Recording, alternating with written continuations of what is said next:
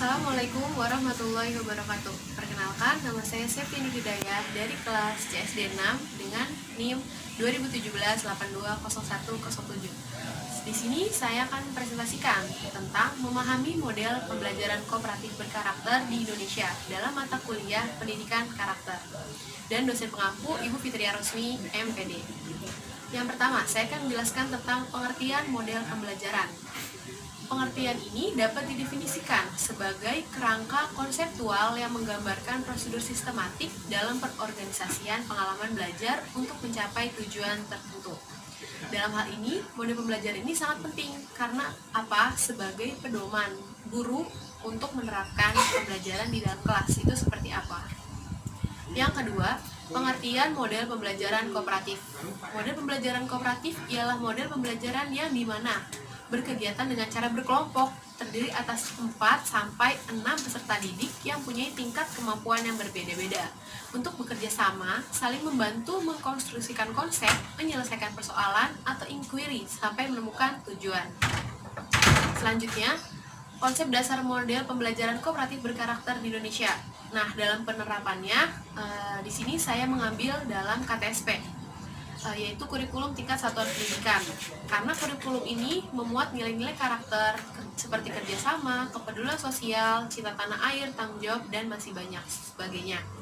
Nah, dengan adanya KTSP ini, pembelajaran yang akan diajarkan kepada siswa bisa dikondisikan terhadap lingkungan sekitar. Nah, jadi dalam KTSP ini, guru tidak melulu tentang satu lingkup, tetapi kan kita di Indonesia ini kan banyak beragam macam kondisi alam, seperti ada yang di pegunungan, di pantai, di pedesaan, di perkotaan. Jadi dengan makanya adanya KTSP ini bisa fleksibel dalam pembelajaran.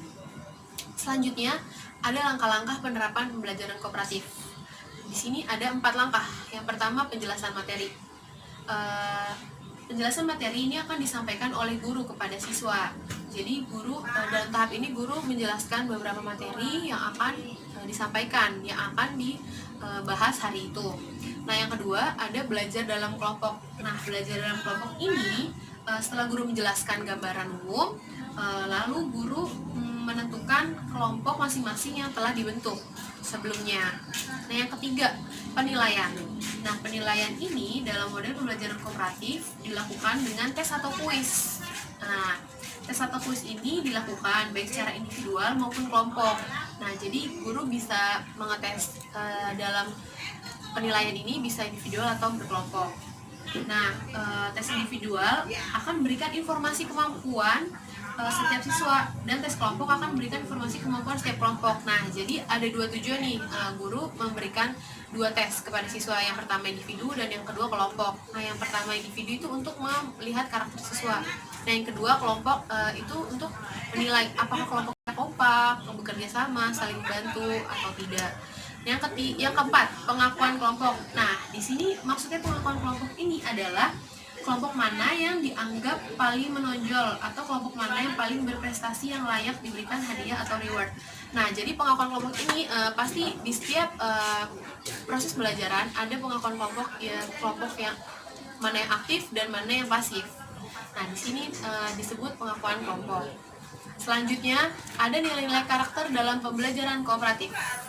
Di sini saya mengambil ada 7 contoh nilai-nilai karakter. Yang pertama, kepedulian sosial, tanggung jawab, toleransi, kerja keras, cinta tanah air dan kebangsaan, bersahabat dan komunikatif, dan yang terakhir adalah cinta damai.